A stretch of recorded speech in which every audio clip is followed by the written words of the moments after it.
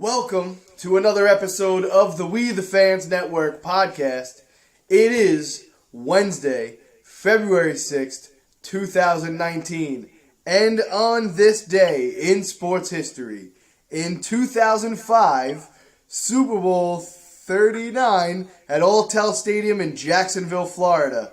The New England Patriots beat the Philadelphia Eagles 24-21. Super Bowl MVP, wide receiver Deion Branch.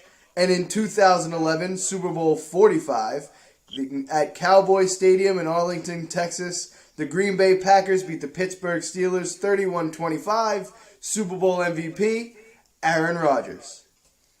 I'm Ron. You can find me on Twitter at WeTheFans_Ron. Zach's not with us today. He's at the Brooklyn Net game. But we got Mike at Whoop There It Is on Twitter, WHOOPTHEIRITIS. At Boom Goes the Dynamite on Instagram. And we have Boomer at...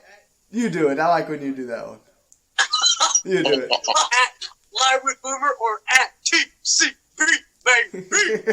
There you go. No baby at the end. Right, but no baby at the end. No baby at the end of the name. So you can just look right here below me. We're coming off... For me, it'll tell you. Yeah, exactly. We're coming off Super Bowl weekend. One thing that I didn't put on the list that I want to talk about, actually, and we're going to start the show with it. Everybody was... Okay, let's try this way. How do you guys feel about the game? I loved it. I liked it. I thought it was a good game. There's also a thing called defense in football, and this was one of those games. So we got I've already rewatched it twice. We got some real football guys on this show, okay? Because I reposted Trey Wingo telling people to shut up that were complaining about the game, right? And I completely agree with him because, and I said this to my friends last night because my friends were saying it's the Super Bowl. It should have been high scoring. It wasn't fun to watch. And I said, it's still football. It's not a TV show to entertain you. It's not, just because it's the Super Bowl doesn't mean it's supposed to be there to entertain you. You know who liked that game?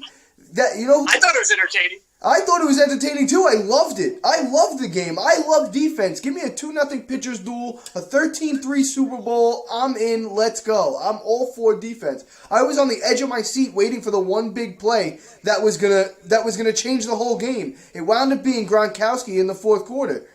But nobody knew when it was going to come. It would have been the touchdown in the back of the end zone for Jared Goff if he doesn't float the ball and he puts some zip on it. But Tom Brady was pedestrian, and they still won the game. But Mike, he was 2 weeks before that too, and I said that. No, I agree. The defense played phenomenal. Excellent defensive play calling. He's now our head coach, which is a good sign. But, it went slow. 0-0 into the second quarter was nothing anybody would have predicted. I hit my box on the first quarter, though, so that was fantastic. And Thank you, 0-0. Right? And the reverse, so hello to some money. But, a 13-3 game, it was very much a winnable game for the Rams. They had plenty of opportunities to take control, but, Goff seemed to be a little bit over his head.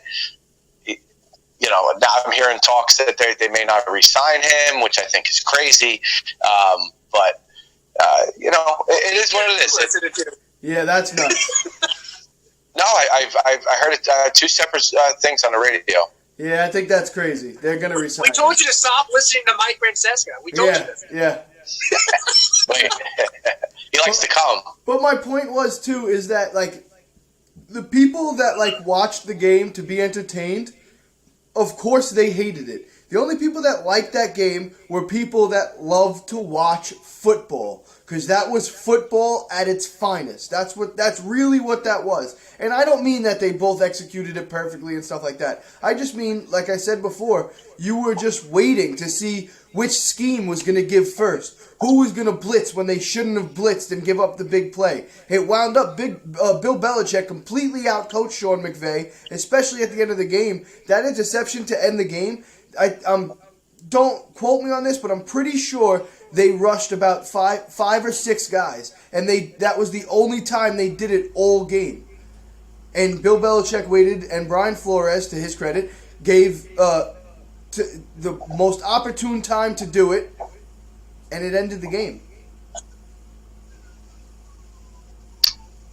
Great defensively called game. Both teams. I mean, the Rams played great defense. You got to remember, this is a high-powered New England offense. James White, Tom Brady, Gronkowski. You have Edelman, a lot of weapons. So, to only give up 13 points in the Super Bowl is phenomenal. But they're on the wrong side of the stick. So speaking of Edelman, go ahead, Boom. Yeah, I just wanted to say, like, everybody's like, now everybody's talking to this hurting Sean McVay. He's not a genius we all thought he was. I still think he called a fine game. Why? It's not his fault Jared Goff missed a wide open receiver, and then Brandon Cooks couldn't catch another touchdown. Like, this isn't all just on Sean McVay. They had chances. Not at all. To game. Like, and Goff's interception late. I mean, that's not a McVay thing. Like, I don't get the whole criticism that he's taking it all. But, it is what it is, and that's how it's always going to be. We'll see if they bounce back and he can do whatever. Because next year, if he wins, all of a sudden he's a genius again. So it's stupid. He went to the Super Bowl in his second year as head coach with a team that was trash before he took over. Anyone that has anything negative to say about him is one of those people who didn't like the game because they wanted to be entertained like they were watching an Avengers movie. Hey, pretty much lost his starting running back 3-4 weeks ago. Was not the same player, has not produced. Todd Gurley, there's obviously something wrong, and I wouldn't be surprised to hear he's going to go under the knife and have some sort of a surgery for something with his knee. I wouldn't be surprised either. I wouldn't even. No excuse why he shouldn't have played. Did everybody hate the halftime show too? I'm not a halftime show guy, but I didn't think it was bad. Didn't mind it. I didn't mind it either. Me neither. I thought it was pretty good. I got attacked. I tweeted that out. I got attacked on Twitter. I thought it was like a nice concert. It wasn't an over-the-top thing. I think things like what Katy Perry did and stuff, I think that stuff sucks. I'd rather watch... I agree. I hated Katy Perry's concert. Me That too. was terrible. Me too. Ronnie, you nailed it on the head. You said it was a good concert. It wasn't bad, but for a concert, it was good. For a halftime show, I don't think it lived up to to what it should have been. It wasn't. I disagree because everything that ever happened, somebody always complained about it one way or another. I think it's impossible to please anybody. I like that it was basic. They got it done, and it was good. I like Big Boy coming out, had me going from the old Outcast. But I found nothing wrong with it. Had no problems. I don't. Obviously, there's always going to be half the people that hate, half the people that like it. I mean, honestly. But you got to think, majority of football fans don't want to hear Maroon 5 songs. Do they want to hear Katy Perry? I'm sorry. You know what? At least she's better to look at from a male perspective. Yeah, but you also got to realize, like, you also got to realize that they could have did more. But those halftime shows aren't made for football fans. No, not at all. They're made for the fans who bitched about the game. Yeah, exactly. Exactly. So the Maroon 5 was probably perfect. Right. Since the halftime show, Maroon 5's record sales are up 380% on iTunes. He doesn't need it. The guy's on. Boy's up 6,000. Yeah. So it's just it is what it is. And people go and buy it. So I don't care if I was Maroon 5 or Big Boy or Travis Scott. You can hate me all you want. All it proves is that you get more sales out of it. Oh, he's playing it off perfectly too. He's playing it off perfectly. Like his responses and stuff. It's just so like, all right, it is what it is. Okay. Yeah, if Justin Timberlake got hated on, he's gonna get hated. I mean, he just knows it's coming. Knows he's gonna get. He basically just said, like, listen, it's always a dream to play halftime at the Super Bowl. I got to do it. If people were disappointed, listen, money's green. God bless them. Make all the money you can. It's just the NFL could have been a little more exciting. Well, then blame the NFL, not the guy from Maroon 5. I thought it was fine. I thought I was entertained, even though I don't pay attention that much to the show. I was fine. That's probably the most of a halftime show that I've watched in a long time. I think the only one that I can remember in memory that people all loved was Bruno Mars. People loved that one. Yeah. It's good. But he's a real deal entertainer like that. Yeah. He's not just a sing concert guy, you know? All right, but let's move on to more current news. In the NBA, A guy that I hate talking about. He's just a moron. But there's more people like him that keep coming out. And LeVar Ball, Kristaps Porzingis' brother, I think the family things need to just stop. Like with Minka Grimes, Mike, that whole situation. Like all these people. Brother. Who? Kevin Durant's brother. Yeah. All these Derrick family members Rose's that have brother. telling you to shut the hell up. It's terrible. It really is. They have such a big effect on these people's careers that it's so bad. So LeVar Ball might be the reason why the Pelicans, one of the reasons why the Pelicans are turning down that the trades from the Celtics. Because why would they want to deal with LeVar Ball?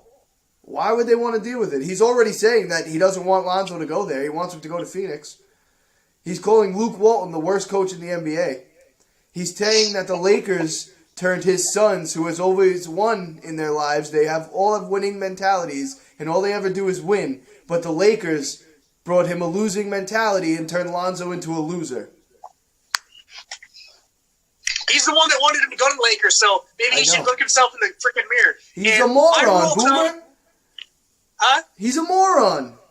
Yeah, I agree. He's a complete moron. I mean, this is how family members should be in Twitter and media. It's the same rules as being a caddy in golf. You be up, keep up, and you shut up.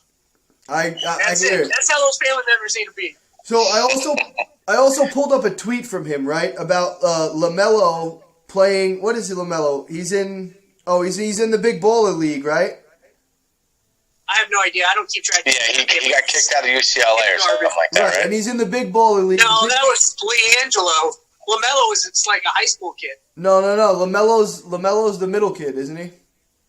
No, that's LiAngelo. Whichever one LaMelo is. That's the youngest one, but he got kicked out. His dad pulled him out of high school. Right, he's playing in the Big Baller League right now. I'm looking at a picture of him wearing the Big Baller brand shirt, right? Oops, can't see it now. Yeah, I saw it. But it's a tweet from LeVar, and I guess he plays for Spire, whoever Spire is.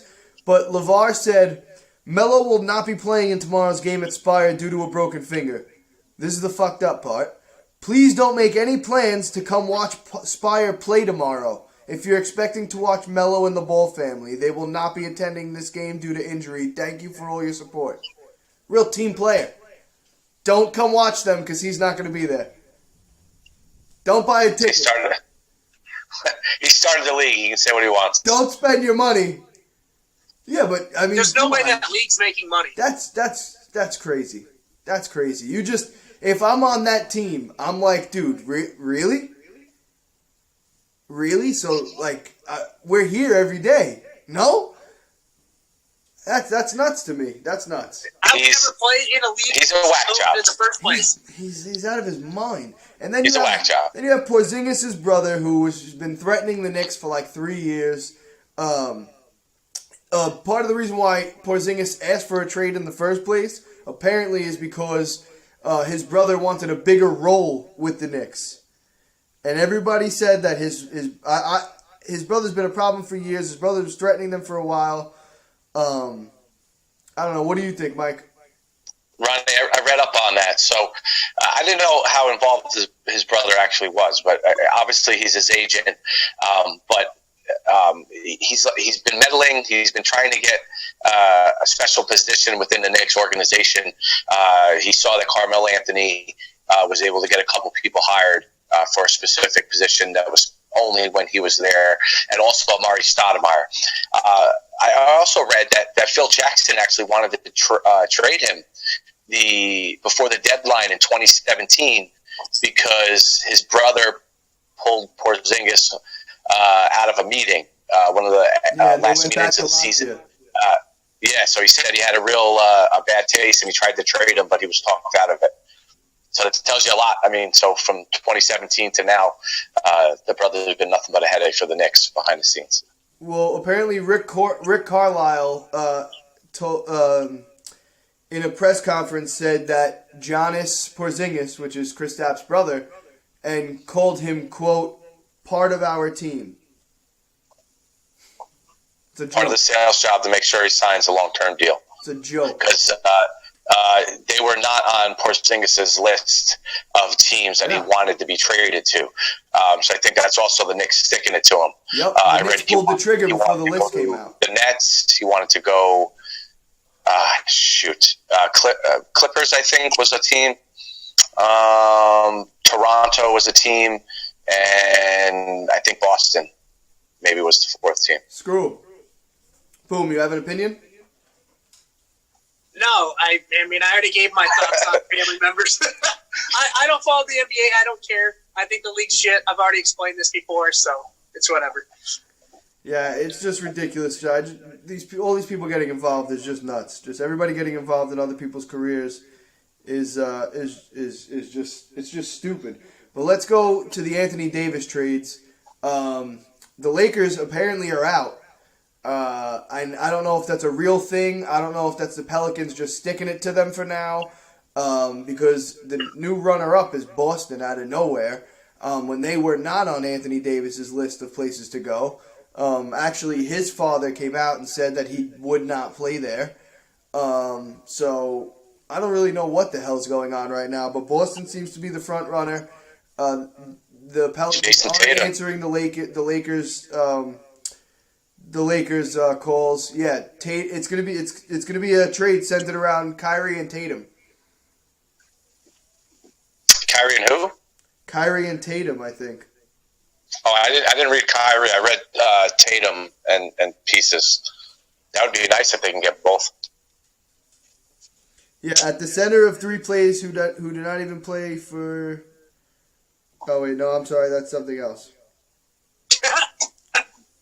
I think it's because what they did to Isaiah Thomas, right? Trading him out, and then they had. Yeah, that's why he doesn't want to go there. They have tons of draft picks. No, this article was talking about how Tatum and Kyrie will shape the Anthony Davis trade talks with Boston and stuff, and it's referring to if Kyrie leaves, if Kyrie goes to the Lakers, the Knicks, and stuff like that. But I don't think Anthony Davis is going to wind up in Boston. That I don't think it's. I think he's going to wind up a Laker. That's what I think. I think the Knicks could still put together a package for him. They'd have to give up, in my opinion, both of their first round picks, the one that they just got from Dallas and the one that they have already that's probably going to be a high draft pick. But then again, if they were to get Anthony Davis, that pick obviously would not be a lottery pick. So where would the value really be there? That's why I think you have to give up two for them. I think if the Knicks have any chance, it's going to be the 2 first-round picks. It's going to be Moutier. It's going to be Ntilikina. Buy the Knox if you want Anthony Davis. I was going to say maybe even Knox. Knox first-rounder for sure. Second first-rounder. And then probably next year's first-rounder. Yeah. And then go get Kyrie in the offseason. And Kevin Durant. Grab Zion, get Kyrie. So Kevin Durant, they're calling an actual real thing, and they're saying that the fact that he's been quiet about everything has been the best sign for the Knicks. And every time he gets asked anything, he doesn't say anything. So I guess no answer is better than a no, right? This has been a thing for a while. Boomer's gone. I don't know if He's back. Did I get kicked out? Yeah. My phone went into low power mode. But I mean, this has been a thing for a while. I've always heard he wanted to go to either Brooklyn or the Knicks. So I mean, it's gonna be whatever. I told you, KD's the one that's gonna go there. It ain't gonna be 80. I know. I don't want him. I told you that. And that's what's gonna happen. Still don't want him. Well, you don't have to want him. It don't matter. If he I've been thinking finds about out I don't want him, KD he to probably New won't York. come. I think actually it might be a really good fit.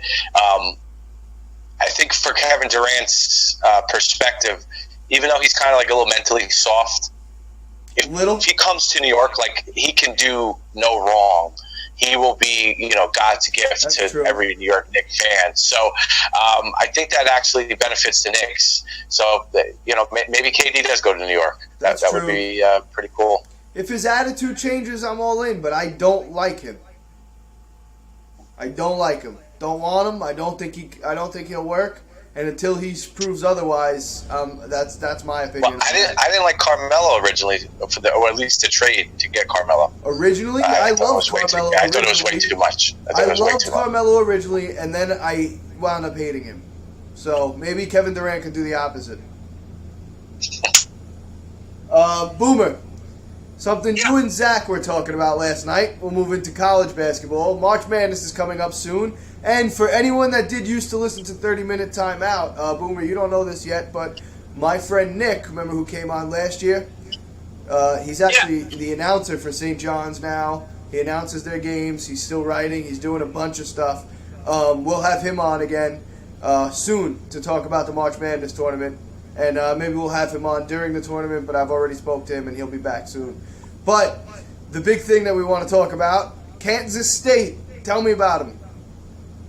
Well, I mean, they started off the year. I mean, last year they could make it to the Elite Eight, had a really good chance to go to the Final Four. Lost towards the end against Loyola Chicago. And they bring back the whole team. Started off the year a little slow. Their best guard was hurt for a little bit. Dean Wade, their post player, was hurt for a little while. So they didn't do so great in the non-conference schedule. Now they're back in conference play.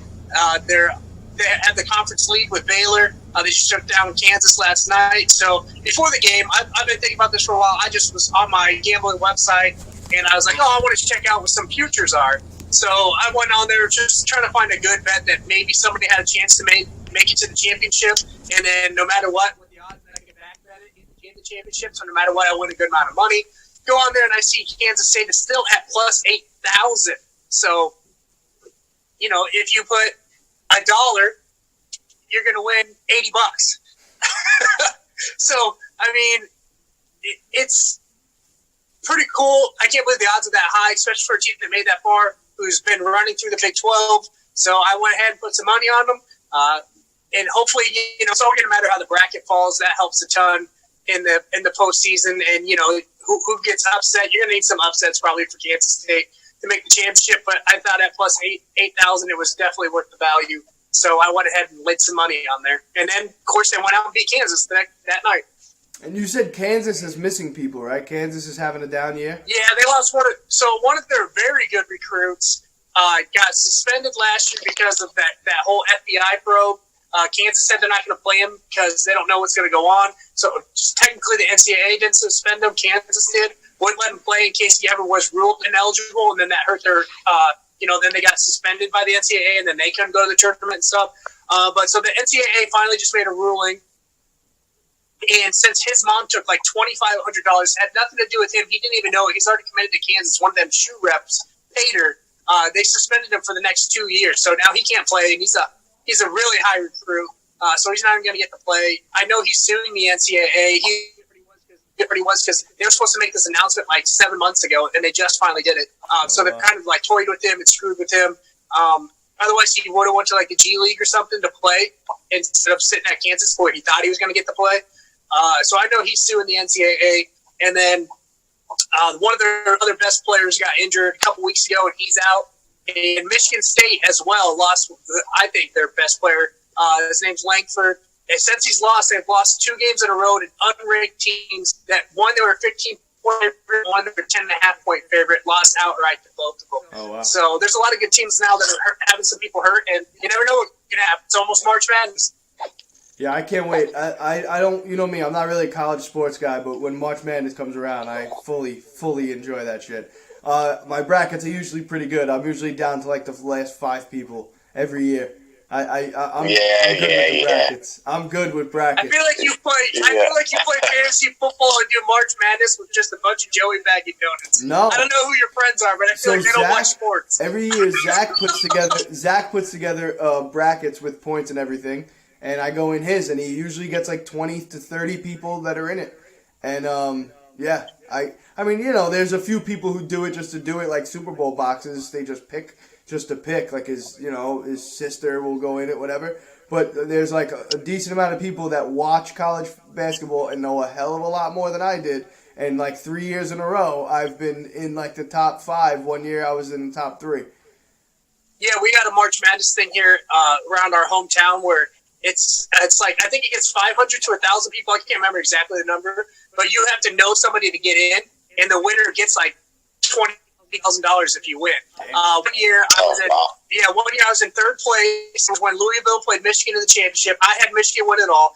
If Michigan ends up winning it all, I'm either getting second or first, depending on like the tiebreaker score. And Michigan takes a huge lead, hitting threes like crazy. Louisville storms back right before half. The whole game is a crazy down to the wire, and Louisville hit the bucket at the end. And since I fell all the way to like 50th, I don't know. I didn't get any money, but had a chance at getting that $20K.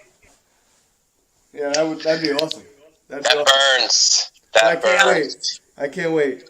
All right, so let's move on from college football, and let's go to, even though it's over, some real football. The NFL, more specifically, the Miami Dolphins, finally hired a head coach. Last ones in the league to do it.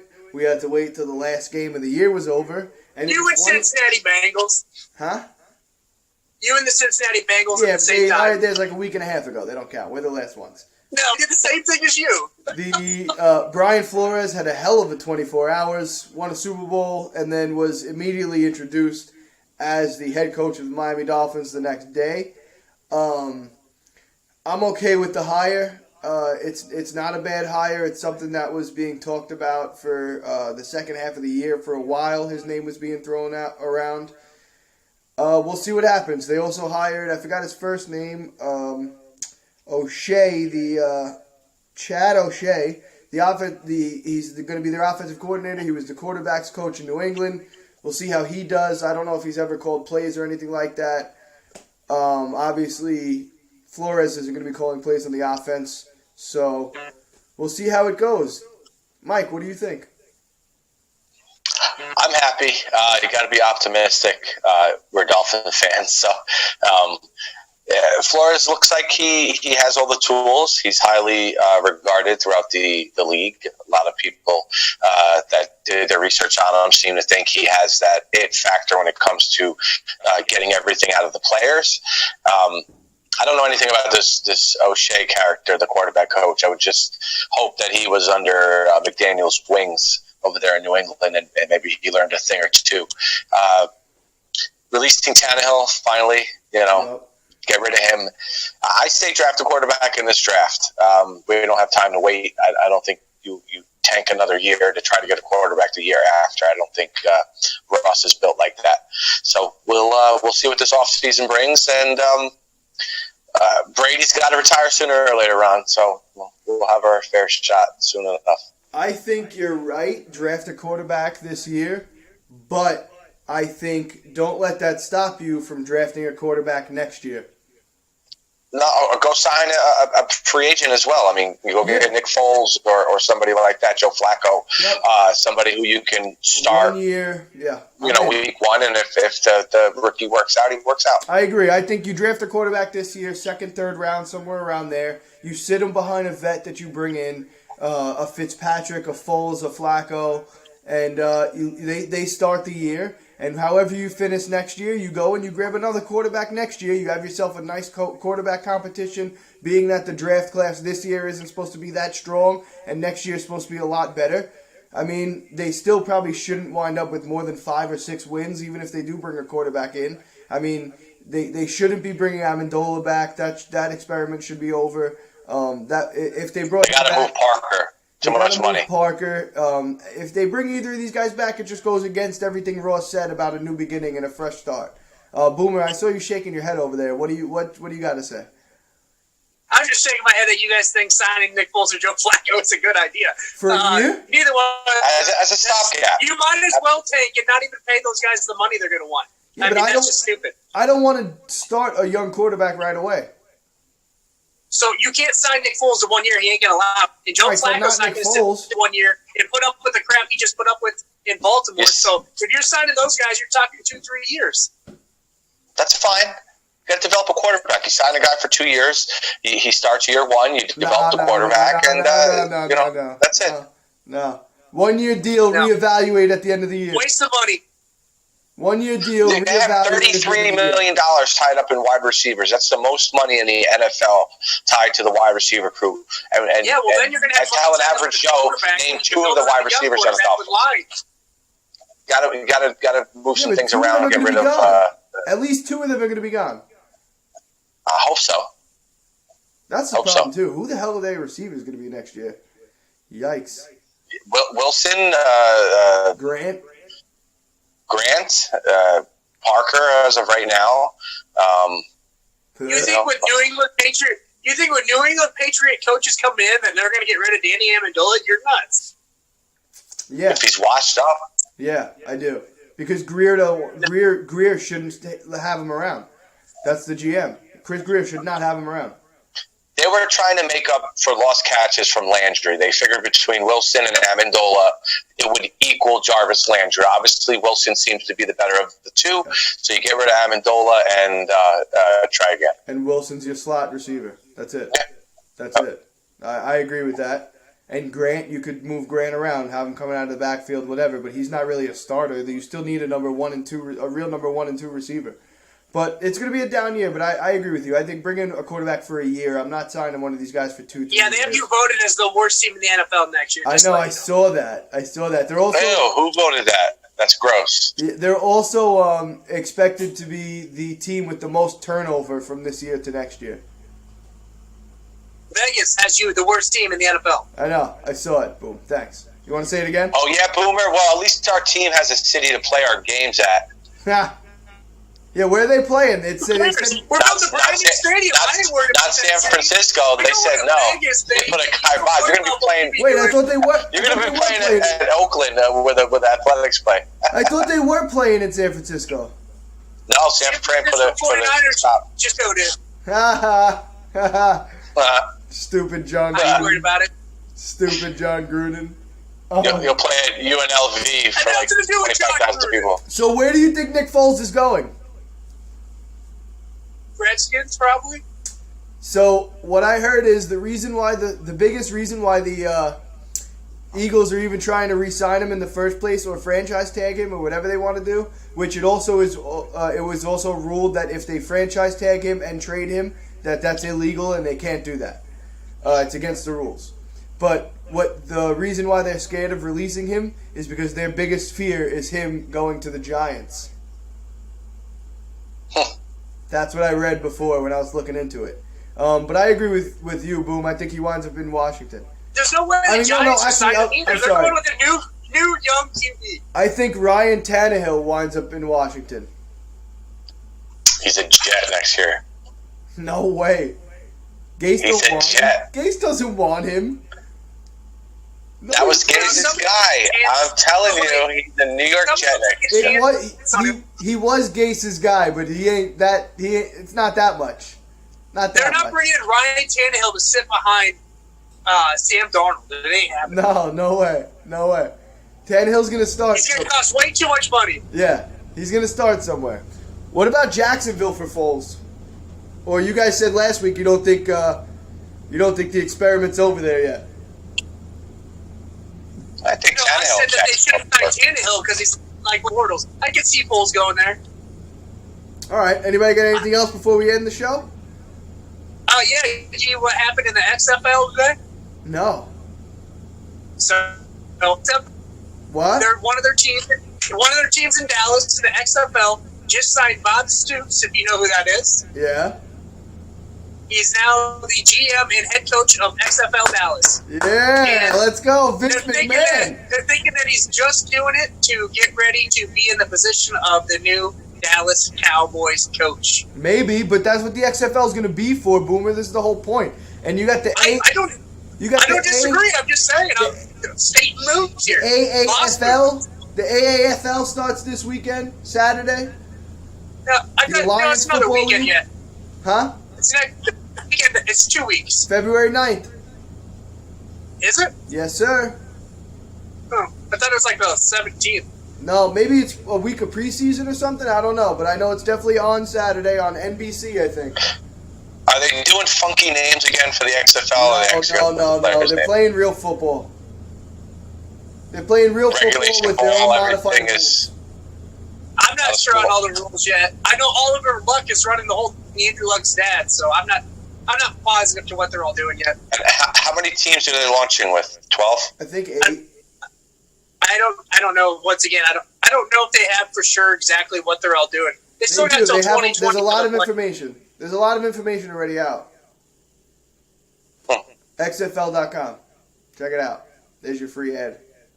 Vince McMahon. Call us WWE. Vince McMahon. Vince, we love you. Now. I'm saying Vince McMahon is in my debt now because of that. So, anyone have anything else besides the XFL before we end the show?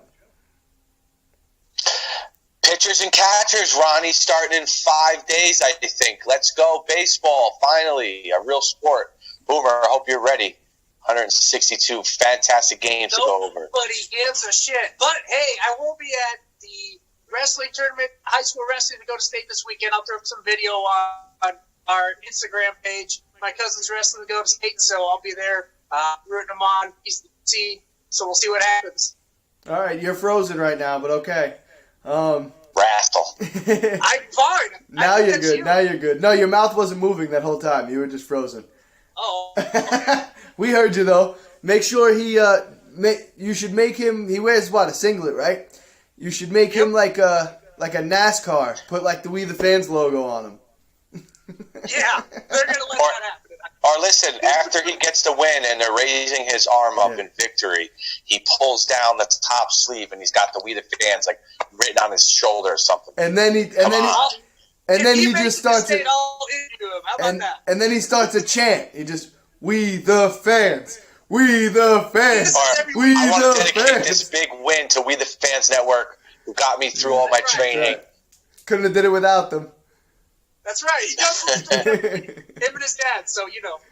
Yeah. Shout out to you. Good luck. The more the merrier. Yeah, good luck. Little Boomer. Knock him dead. He's Little Boomer now. All right. See you next week. Catch me on Twitter at WeTheFans_Ron. Our social media pages on Instagram and Facebook at We the Fans Network. And if you're listening to the audio, go watch the video. And if you're watching the video, check out the audio. Throw it on when you're in your car. I don't know if you don't finish watching the whole show. Listen to the rest of it. Boomer. What are you doing? Messages keep coming across my phone and I keep reading Dude them. was like just swaying back and forth. So if you are listening to the audio, you need to just go check the video out at the end and just watch Boomer just swaying back and forth for no reason. Groovy, baby. There it is on Twitter. Boom went to Dynamite on Instagram. Follow, There share. See you next week. Let's go Knicks? Rangers? No. Nobody else is playing. Guys. Big upset last week. About time for big tournament time. NCAA tournament time. Hot. Boomer disappeared. He said, See you later. drop the mic on that one. See you guys. Screw you, Ron.